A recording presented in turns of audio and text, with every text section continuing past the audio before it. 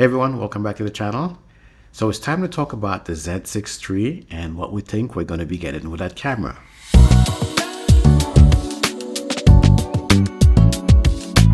Of all the great features we've seen from the ZF, we know that some of these more than likely will come in the Z6 III. The last few weeks, I've been taking some time to check out the competition to see what they have to figure out what could Nikon possibly bring. Now that has led me back to the Z6 II and the Z6. There's some things that I don't think we realize that we got in these cameras that kind of put them ahead of their class. Things like RAW externally, even though it was a paid upgrade, that capability was there. Most of the cameras weren't allowing you to record externally at all, much less giving you RAW. One of the things I've been looking to is on the video side, because I'm doing a lot more video nowadays, and I don't want to say that photography is peaked, because it really hasn't. I think they keep pushing the barrier when it comes to frames per second. Image quality is really good on most cameras today. I think now, other than megapixel race, the next big thing is having great dynamic range in this camera. We're getting cameras that record HDR and HEF files, so that's giving you even better dynamic range, but of course your sensor has to be able to process all that and give you clean images. When you think about it, for a camera in the 2000 to 2500 price point, they're not going to give you like the best frames per second. They're not going to outreach or outshoot, I should say, the top-end cameras. But of course, as those top-end cameras expand, then the lower end are going to come up. So can we get more megapixels? Yeah, the possibility is there. And of course, that depends on the sensor. And that's if they continue to use the Z6 II sensor, maybe some things there. Let me leave that for a little bit later on to go talk about sensor. But in the grand scheme of things, let's go into the video side, because I think that's where the biggest impact has been made these days. Nikon right now has really good autofocus. Can they improve it some more? Certainly. As someone who utilizes a Sony camera as well, I see there's some areas in which Nikon could make some improvements. I'm not saying it's bad, it isn't, but certainly, any edge that you can get on the competition really works in their favor. Also, people don't like the flip screen. I think the flip screen is something that we should have on this camera as well. It doesn't necessarily mean it's going to be a vlogging camera, but it's a content creator camera in this price point. And I think, most people don't think about content creation in the way that we people who create stuff on YouTube or for work think about these cameras. It's not all the time that you're actually behind the camera. Sometimes you're sitting in front of it. And if you want to have the simplest configuration and setup, that's mean without an external battery, without an external screen, you can use the built-in screen and take care of everything. On the Sony side, with the 33 megapixel sensor, they're giving you a 7K oversampled 4K image. Nikon has always been giving us oversampled 6K image in a 4K output. So the Z6 II has always basically had pretty darn good image quality. Should they use the same 24.5 megapixel sensor? Now that's a question that we have to really think about as far as price points and what we want. For most people buying camera in this price point, do you really need 6K? Probably not. But when you look at the competition and what they're putting out to compete, Nikon may want to do that. So that's going to require them to push into the next level and say, hey, if I have this 24 point something megapixel sensor, then now I have to figure out a way to extract 6K out of it and give it to people internally for recording if they need that. Panasonic came out with their S5 II and S5 IIX, and that camera is also a 24 megapixel sensor. They're recording up to 6K, but their version of 6K is 10-bit 420, not 10-bit 422. As we look across the line, as far as all of the cameras that's in the range of the price for, what we're thinking 2000, 2500, for Z6 Mark III, if they use a 24 megapixel sensor, it would be a bad thing. People are speculating that the sensor should come as a stacked sensor. The only other manufacturer that I'm aware of is Fuji, that has a 26 megapixel stacked sensor. Let's keep in mind, this camera, the X-H2S, is part of Fuji's top level cameras and not just part of their regular lineup. A lower megapixel stacked sensor from Nikon could, in a sense, perform just like the Z8 and Z9 with fast readout speeds. I think it's possible Nikon could continue to use a 24.5 megapixel sensor from the ZF, and they could tweak it even more to give us 6K. Will they give us open gate? A lot of people are clamoring for that. I don't think that's something we're going to see, but who knows? If Nikon wants to be on the top, maybe they will introduce a stack sensor with open gate capabilities. BSI sensors have been performing very well for this price point, and all of the cameras out there are pretty much using the same thing. So if we think about stacked, we're thinking about an increase in price.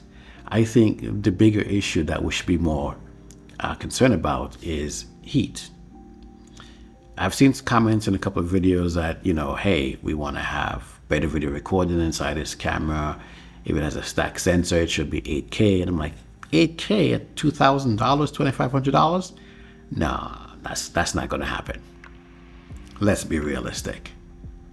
At this price point, not many people are doing 8K. I think Fuji's probably the only one with a 40 megapixel that's doing that. But again, for the rest of the folks that's out there, are they going to develop a camera at this price point when they have $4,000, $5,000 on camera doing 8K? No, it's not going to happen.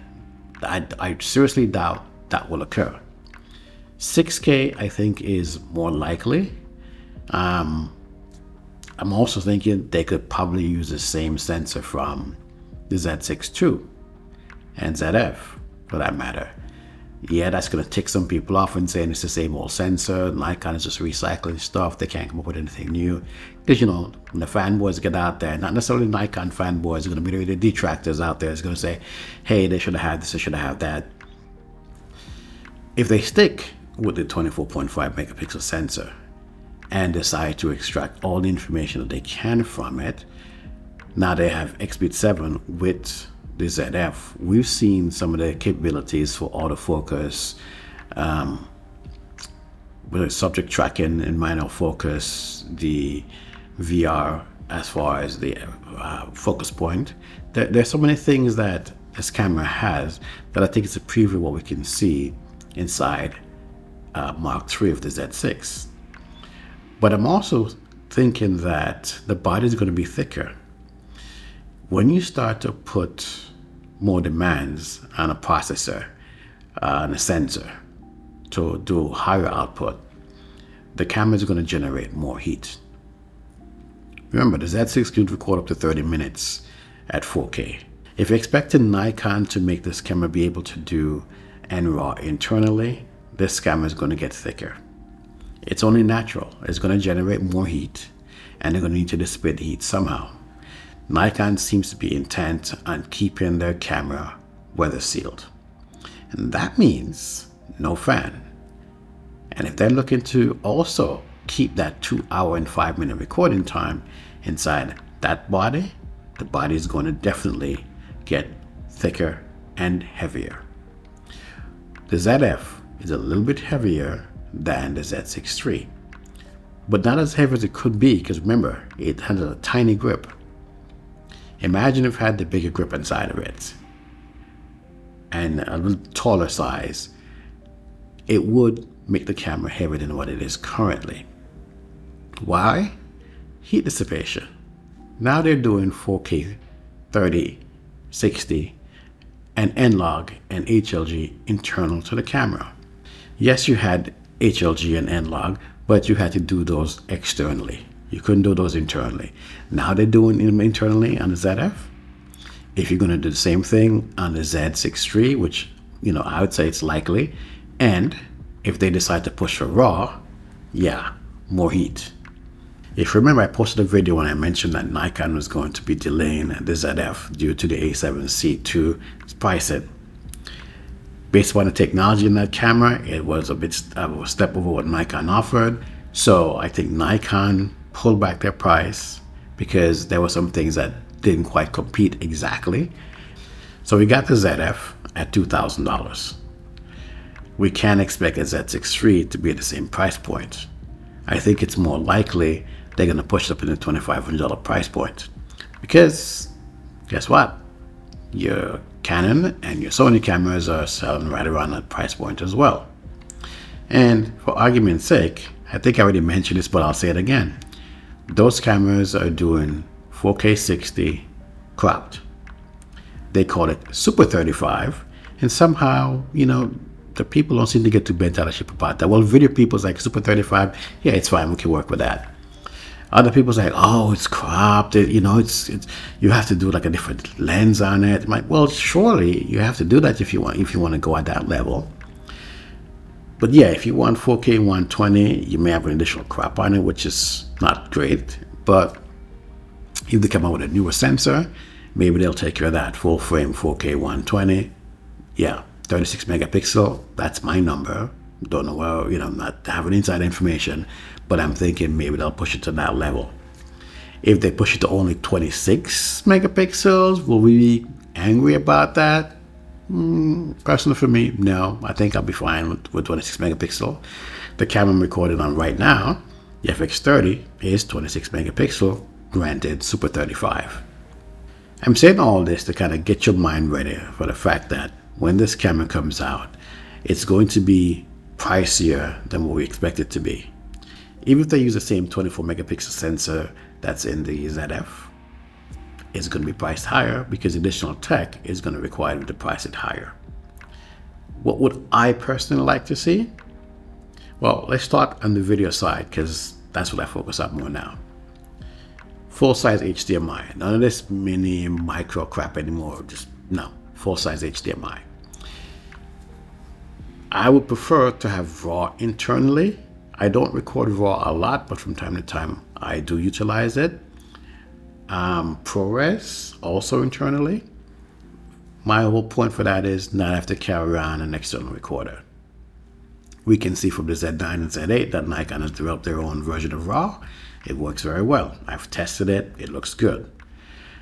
But being able to record for a long period of time, I don't think most people do that, but some people will. You have your event photographers and your wedding photographers, and they're also going to double as videographers as well, and they're going to want this camera to be able to record long. If you have two of them, you can have one in a tripod recording the event, and you can roam around with the other one. Power delivery ports. I'd like to see 2 USB-C ports on there, one for power delivery. If it's only one, that's kind of fine as well. If you put it in a rig and you have power going in there, that's fine.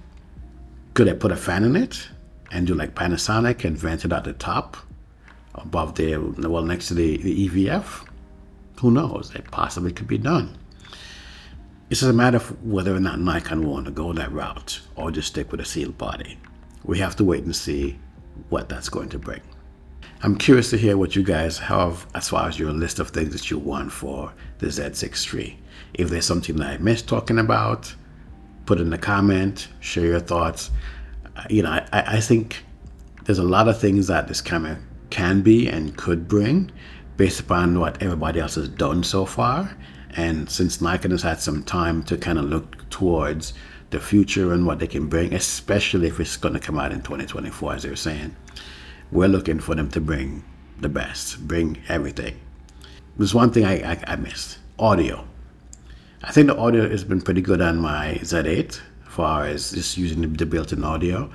If they can make better audio capabilities, that'll be fine, that'll be great.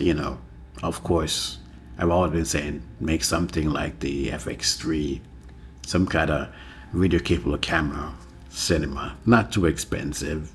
I don't want a $4,000 one. I already have one, but will Nikon do something like that with a fan? I don't know. But I'm curious to hear what everybody else is thinking and what your expectations are for Z6 III. What will satisfy your need? Put your list in the comment section.